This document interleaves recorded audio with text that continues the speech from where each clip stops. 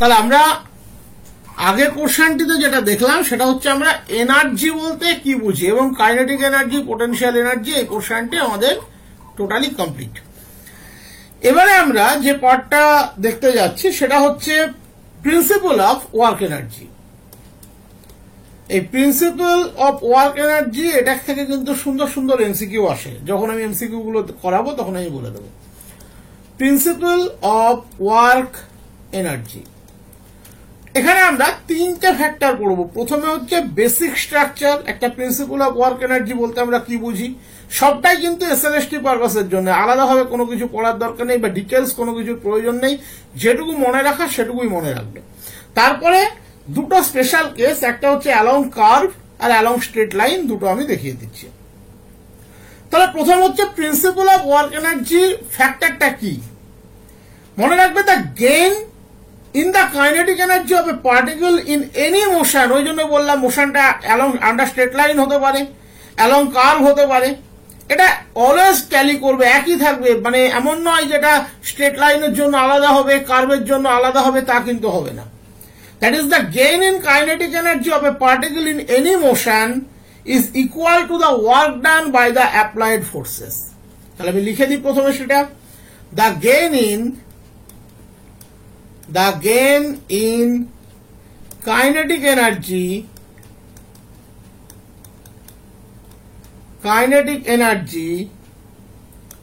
of a particle in any motion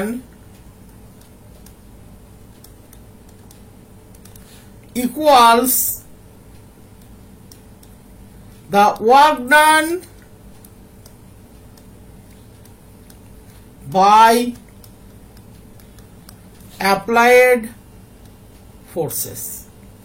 এবারে আমি একটা সিম্পল স্ট্রাকচার আগে একটা দেখাই, তারপরে আমি পার্টিকুলার কেসগুলোতে যাচ্ছি।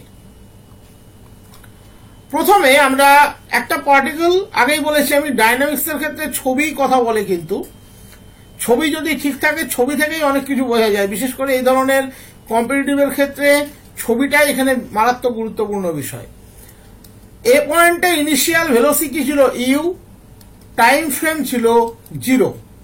পি হচ্ছে আরবিটারি পয়েন্ট যেখানে ভেলোসিটি হচ্ছে ভি, টাইমটা টি, আর বি হচ্ছে দা ভেলোসিটি ডেস্ট্রয়ার যেটা অ্যাকচুয়ালি কাইনেটিক এনার্জিকে ইন্ডিকেট করে। এক্ষেত্রে ভেলোসিটি 0, টি ধরো অ্যানাদার কোনো টাইম t1। তাহলে এখানে আমাদের কি বলেছে, the kinetic energy gain in kinetic energy of a particle in any motion equals the work done by the applied forces. তার মানে টি এ যদি আমার এ পয়েন্টের কাইনেটিক এনার্জি হয়, বা টি এর বদলে ই এ লিখছি, ইবি যদি আমার বি পয়েন্টের কাইনেটিক এনার্জি হয়, তাহলে এই যে gain that equals to the work done by the applied forces। তাহলে এখানে প্রথমে একটা ফোর্স কম্পোনেন্ট আমাদেরকে ধরে নিতে হবে। তাহলে let a variable force capital F, obviously force means একটা vector quantity, acting on a particle P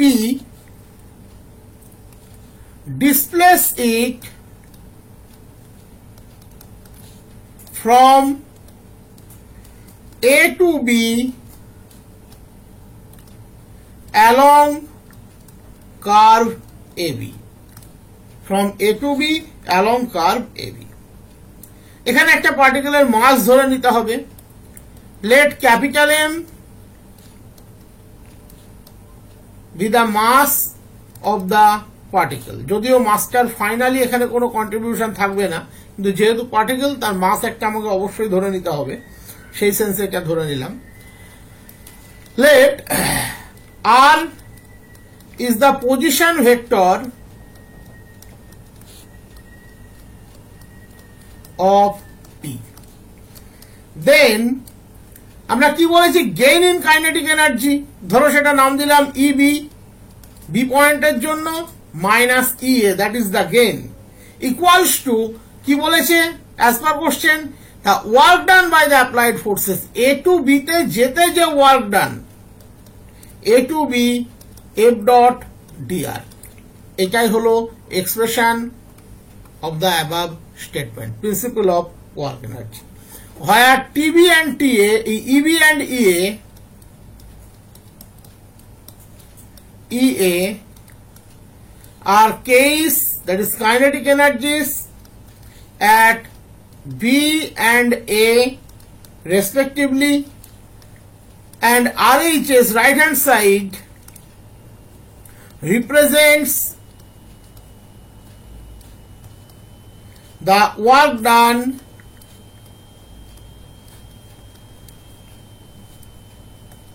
by the forces F, by the force F, active force, by the force F in the displacement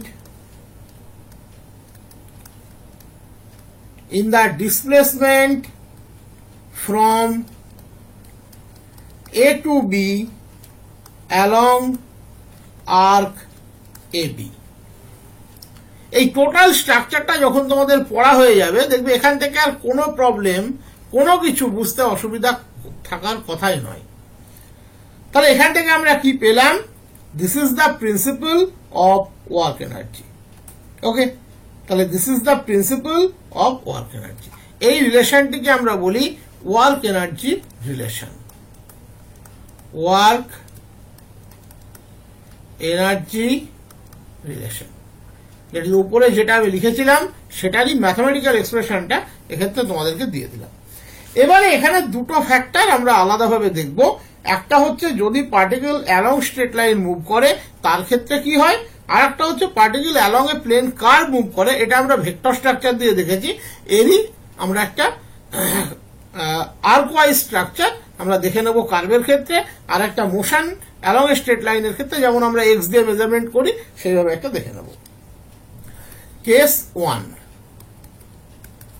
এক্ষেত্রেও শুধু এক্সপ্রেশনটুকু মনে রাখলেই যথেষ্ট। when a particle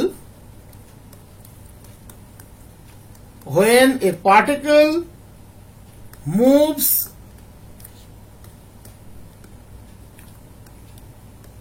along a straight line in the direction of forces,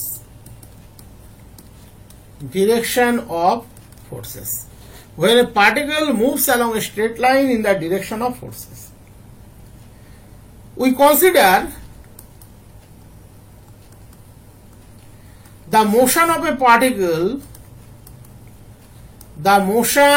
a particle of mass m in a straight line in the direction of the acting force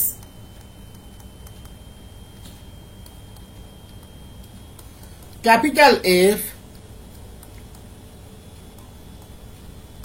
assumed to be constant. আমরা ছবিটা এখানে already দিয়ে রেখেছি।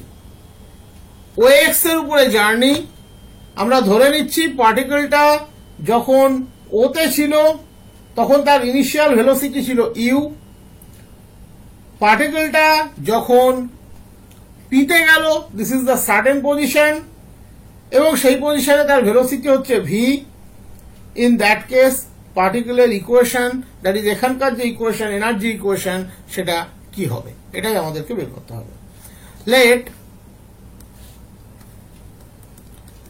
X be the displacement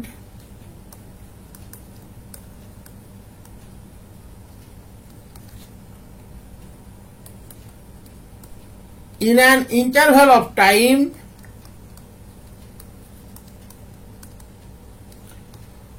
when u is the initial velocity and v is the velocity at the end of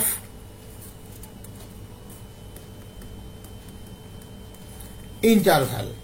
V হচ্ছে velocity at the end of interval. In that case আমাদের expression কি হবে?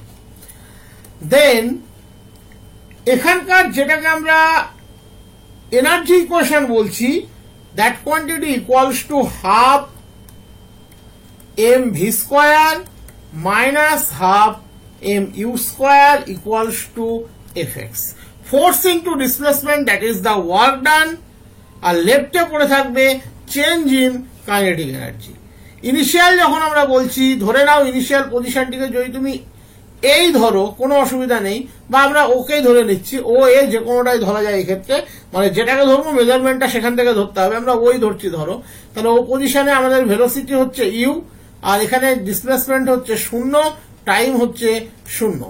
ধরে নাও কোন একটি certain পজিশনে velocity হচ্ছে V, displacement হচ্ছে এক্স, টাইম হচ্ছে টি। তাহলে ইন দ্যাট কেস যে আমাদের এনার্জি ইকুয়েশন কি বলছে, E B minus E A equals to integration A to B F dot D R. F কিন্তু এক্ষেত্রে কনস্ট্যান্ট ফোর্স। তাহলে ফাইনালি আমরা কি পাচ্ছি, half M V square minus half M U square equals to F into X. ওটা F X আবার কেউ ভেবো না, F into X, where F X represents the work done by F acting on a particle small m and half mv square and half mu square are the final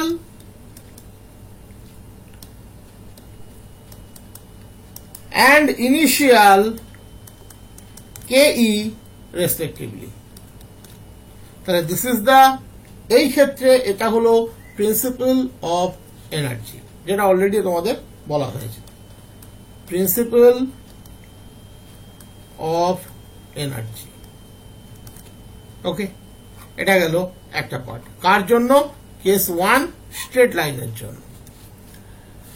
এক্ষেত্রে আমি আগেই বলেছি আমরা দুটো কেস পড়বো, তাহলে এই পোর্শনটি পুরোপুরি কমপ্লিট হয়ে যাবে। When the particle moves along a plane curve, আগেও আমরা পড়েছিলাম বাট সেটা ভেক্টর ফর্মে। When a particle moves along a plane curve, ধরে নাও একটা পার্টিকেল মুভ করছে, এই হচ্ছে এ পয়েন্ট, এই হচ্ছে বি পয়েন্ট, এই হচ্ছে certain arbitrary point P, arbitrary position P. আমরা এই বরাবর এর ভেলোসিটি, আমি কালিটা চেঞ্জ করে নিই, ভেলোসিটি পাচ্ছি ভি, ফোর্স ফিল্ড এফ, এই হচ্ছে পি পয়েন্ট, এটা কিন্তু ট্যানজেন্ট অ্যাকচুয়ালি, আমি যতটা পারছি এঁকে দিচ্ছি। ওকে, this is the position O. তাহলে ইন দ্যাট কেস এনার্জি ইকুয়েশনটা কিভাবে কনভার্ট হবে? আচ্ছা, এই টোটাল কার্ভটাকে আমরা ধরো একটা নাম দিচ্ছি সি কার্ভ, কার্ভের তো একটা নাম দিতে হয়, C curve. Let a particle of mass m moves along a curve C at any time t, let p be the position of the particle and v be the velocity along, যেটা কার্ভের ক্ষেত্রে হয়, tangent at p. Okay, in that case আমরা কি লিখতে পারি? Then আমরা লিখতে পারি work done equals to half M V square final KE minus half M U square. Okay, half M V square minus half M U square, হয় U vector sum দিলে sign দিলে ভালো, দিলেও চলবে না দিলেও চলবে যেহেতু স্কোয়ার হয়ে যাচ্ছে, be the initial velocity of the particle at time t equals to 0. ধরে নাও এই যে পার্টিকেল আমরা এই পজিশনটিকে ইনিশিয়াল হিসেবে ডিক্লেয়ার করছি t0, s equals to 0, velocity u, আর p পজিশন t equals to t, s equals to s, velocity v। তাহলে change in KE that equals to work done, change in KE হচ্ছে half M V square minus half M U square that equals to work done. Work ডানটা আমি এখানে আর নতুন করে লিখছি না, ব্র্যাকেটে জাস্ট লিখে দিচ্ছি, একটু আগে যেহেতু বললাম ইন্টিগ্রেশন আমরা কি জানি এফ ডট ডিআর, এটা অলরেডি আমরা ফার্স্টের কেসটাতেও বলেছি, ওটাই জাস্ট এখানে এক্সপ্রেশন ওয়াইজ লিখে দেওয়া হলো। ভেলোসিটির ক্ষেত্রে আমরা ওখানে লিখেছিলাম টিবি মাইনাস টি এ, এখানে আমরা এক্সপ্রেশন আকারে লিখে দিলাম half M V square minus half M U square. আর ওয়ার্ক ডানটা কিভাবে বেরোবে, ওয়ার্ক ডানটা বেরোবে আমরা এটাকে ইন্টিগ্রেট করলেই, স্পেসিফিক যদি কোনো ফোর্স ফিল্ড দেওয়া থাকে ইন্টিগ্রেট করলেই বেরিয়ে যাবে। ইনিশিয়াল পজিশন যেটা আমরা দিয়েছি তার পজিশন ভেক্টর ধরে নাও আমরা আর জিরো ধরলাম, আর এটাকে আমরা ধরে নিলাম ধরো আর জিরো ভেক্টর আর ভেক্টর। ওকে, আর জিরোটা কার জন্য, এ পয়েন্টের জন্য, আর আর ভেক্টর কার জন্য, পি পয়েন্টের জন্য। ইন্টিগ্রেট করলেই আমরা এই ক্ষেত্রে রেজাল্ট পেয়ে যাব। তো যাই হোক, ওটা ইন্টিগ্রেশন কি আসবে সেটা তো পার্টিকুলার কোনো প্রবলেমের জন্য ডিপেন্ড করে।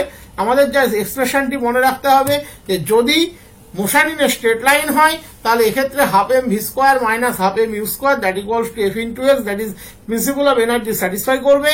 এবং যদি এটা মোশন অ্যালং এ কার্ভ হয় তার ক্ষেত্রেও স্যাটিসফাই করবে। তার ক্ষেত্রে ওয়ার্ক ডান যদি বের করতে হয় আমরা এই ফরম্যাটে বের করবো। অ্যাকচুয়ালি প্রবলেমটা উল্টো দিক থেকে আসে, উল্টো দিক থেকে তোমাকে ওয়ার্ক ডানটাই ক্যালকুলেট করতে দেবে, যে কারণে আমি এটা লিখিনি, যখন প্রবলেম করাবো তখন বুঝতে পারবে। উল্টো দিক থেকে ওয়ার্ক ডানটাই ক্যালকুলেট করতে দেবে, এবং সেটা আমরা সহজে কিভাবে পাবো, আমরা half M V square minus half M U square করলে যেটা পাবো that will be the work done. Work ডানটাই এমসিকিউ আকারে এখানে দেওয়া থাকবে। তো এই ছিল তোমাদের আজকের টোটাল যে পোর্শনটা, এই পোর্শনটাতে যে এনার্জি যে অংশটা তার কাইনেটিক এনার্জি পোর্শনটা, এরপরে একদিন পোটেনশিয়াল এনার্জি হবে, তারপর টোটালটা হলে এই পোর্শনটি কমপ্লিট হয়ে যাবে।